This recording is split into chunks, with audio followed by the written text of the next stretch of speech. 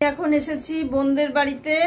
এখন যাব ওদের সাইটে যেখানে বিশ্বকর্মা পুজো হয় সেখানে যাব, সেই কারণে আজকে এখানে চলে এসেছি। সকালবেলায় চলে আসলাম, এখন সারাদিন ওখানে থাকবো। দেখি ওখানে যদি কিছু ভিডিও করতে পারি তাহলে তোমাদের সঙ্গে শেয়ার করব, আর যদি না করতে পারি তাহলে শেয়ার করতে পারবো না। সবাইকে বিশ্বকর্মা পুজোর ভালোবাসা, শুভেচ্ছা সবকিছু জানিয়ে আবার আজকের দিনটা শুরু করলাম। দেখতে থাকো। এই যে আমার বোনও রেডি হয়ে গেছে সেজে গুজে, ওইখানে ব্যাগ নিচ্ছে, এখনো ব্যাগ নেওয়া হয়নি। রেডি হয়ে গেছে, অন্ধকারে দেখা যাচ্ছে না ওকে, আলোতে আসুক তারপর ওকে দেখিয়ে দিচ্ছি। চলো দেখতে থাকো। এখানে মা বসে বসে মুড়ি খাচ্ছে, আর এই যে হাই করে দিল। একসঙ্গে সব যাবো আমরা। ও পরেছে খয়েরি রঙের শাড়ি, আমিও পরেছি খয়েরি রঙের শাড়ি। দেখে না, হুঁ বলে দিল। চলো দেখতে থাকো তাহলে।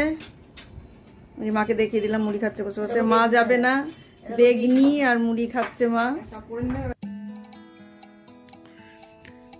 চলো ওদের বাড়ি থেকে বেরোলাম, এই যে গাড়িতে উঠলাম। এটা আমাদের গাড়ি নয়, ওদেরই গাড়ি, আমাদের গাড়ি নেই। ওদের গাড়িতে করেই যাচ্ছি।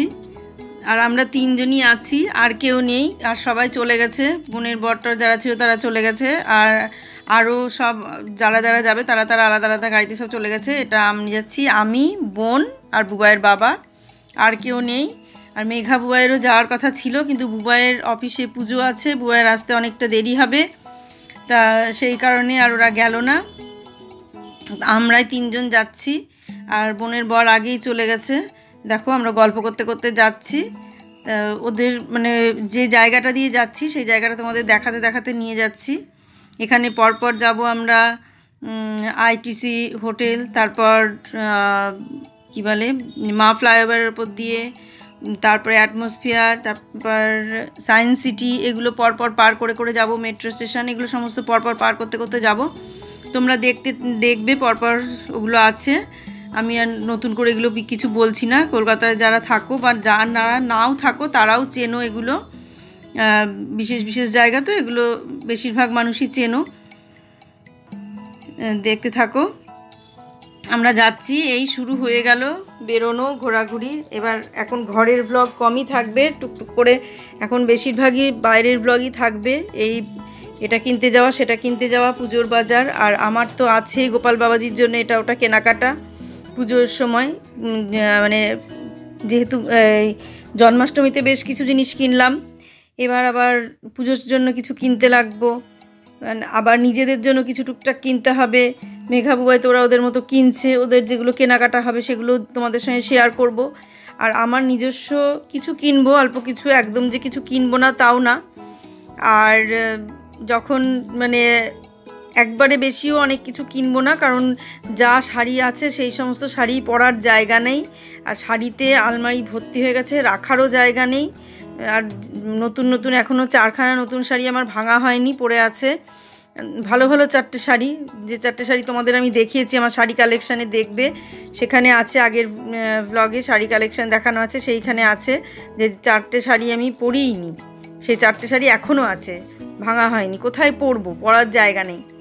শ্বশুরবাড়িতে যখন ছিলাম, যখন দরকার ছিল মানে শাড়ি কাপড় এই সমস্ত যখন দরকার ছিল, তখন ছিল না, তখন আর খুঁজে পাইনি। ওই কোথা থেকে একটা পুরনো, এই যে অ্যাটমসফিয়ার দেখতেই পাচ্ছ, তা কোথার থেকে কি কিসের ওপর দিয়ে মানে কিসের শাড়ি, কি শাড়ি, সেই সব বেছে বেছে বেছে বেছে, আর এই যে আইটিসি, বেছে বেছে বেছে বেছে পরতাম।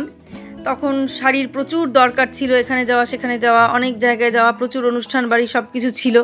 তারপর এখন কি হয়েছে, এখন সেই সমস্ত অনুষ্ঠান বাড়িও কমে গেছে, সেই অনুষ্ঠান বাড়িও আর নেই, খুব কম, একটা দুটো হয়তো হয়। আর সেখানে সেই ধরনের শাড়ি পরার মতন জায়গাও নেই। এই এখন সামনে একটা আছে, বোনের মেয়ের বিয়ে, এই বিয়েতে যা 2-1টা শাড়ি যা পরবো, তো সেই কারণে শাড়ি কেনার মতো অত ঝোঁক নেই। হ্যাঁ, একটু দিনের বেলায় পরার মতো 2-1টা শাড়ি আমার নেই, তাই দিনের বেলায় পরার মতো 2-1টা শাড়ি কিনবো, আর তোমাদের সঙ্গে শেয়ার করব। আর গল্প করার লোক তো এখন তোমরাই আছো, এখন তো আর পাড়াও নেই, পরিবেশও নেই, মানে কিছুই নেই। পাড়া বা পরিবারে যে আরও লোকজন থাকে সেই সমস্তও নেই, আত্মীয় প্রতিবেশী কিচ্ছু নেই যে আমি তাদের কিনে কিনে তাদের দেখাবো। এখন তোমরাই আমার বন্ধু, তোমরাই আমার নিজের জন, তোমরাই আমার প্রতিবেশী, তোমরাই আমার পাড়া, সব কিছু তোমরা। তাই যা কেনাকাটা করি এখন তোমাদের সঙ্গে শেয়ার করি। আর আগে কি হতো, পুজোর সময় জামা কাপড় কিনতাম, আমিও গিয়ে গিয়ে সেখানে জামা কাপড় তাদের দেখে আসতাম, তারাও আমাদের এসে এসে পুজোর জামা কাপড় দেখে যেত। এই পুজোর জামা কাপড় কেনা আর অন্যের দেখা, নিজেদেরটা দেখানো, এইগুলো একটা আলাদা আনন্দ ছিল। সেই জিনিসটাই আর এখন নেই, অর্ধেক তো সব অনলাইনে কিনে নেয়, দেখানোর ব্যাপারটাই চলে গেছে। সেই জন্য এখন ইউটিউব হয়েছে, যে মাধ্যমে আমি তোমাদেরকে দেখাতে পারি, তোমরা দেখো, ভালো মন্দ যে যার মতো বলো, কোনটা কেমন হয়েছে সেগুলো বলো, শুনতে বেশ ভালো লাগে। ভালোটা শুনলে তো বেশি ভালো লাগে, আর একটু এদিক ওদিক শুনলে তখন মনে হয় ঠিক আছে সেটা ঠিক চেঞ্জ করে নেব, যেরকম বলবে সেরকম নেব, এরকম একটা ব্যাপার।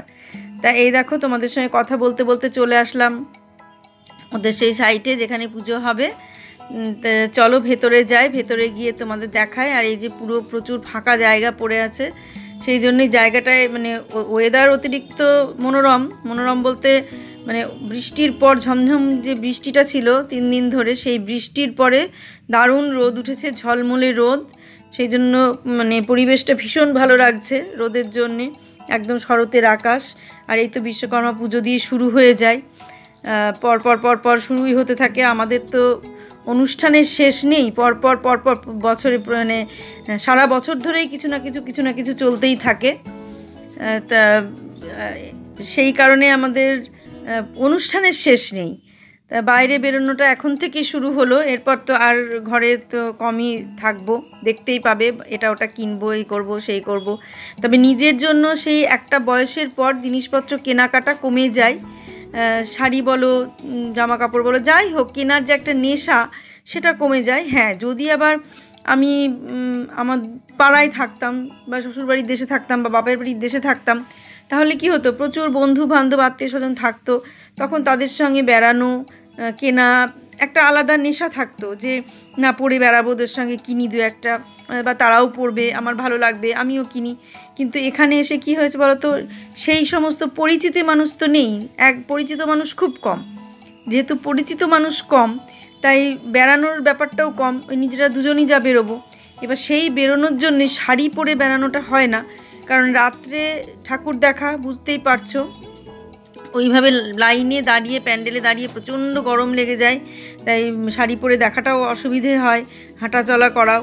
সেই কারণে ওই চুড়িদার বা কুর্তি পরেই দেখাটাই সবচেয়ে মানে আরামদায়ক মনে হয়।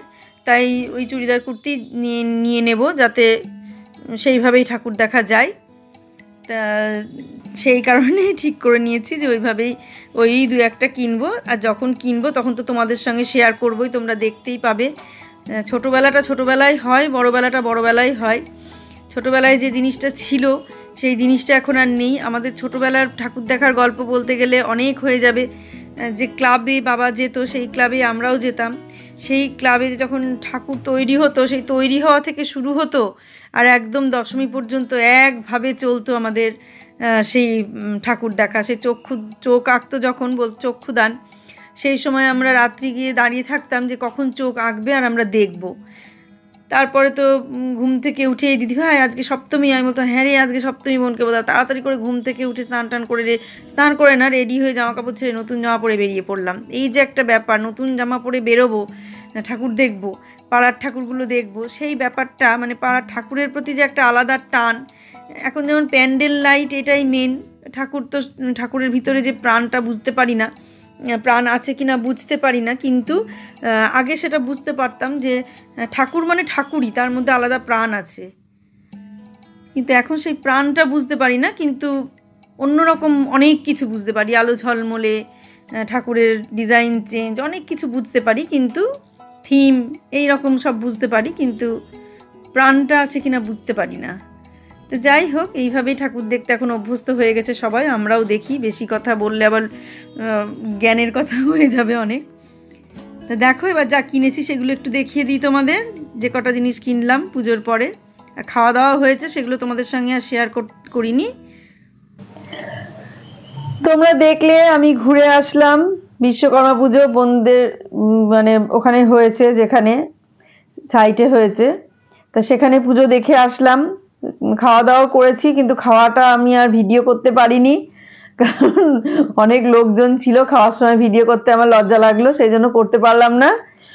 আর আমি আসার পথে কিছু জিনিস কেনাকাটা করে নিয়ে এসেছি গোপালের জন্যে, গুরুদেব, লোকনাথ বাবা সবার জন্যই কিনেছি। তা দেখতে থাকো কি কি কিনেছি।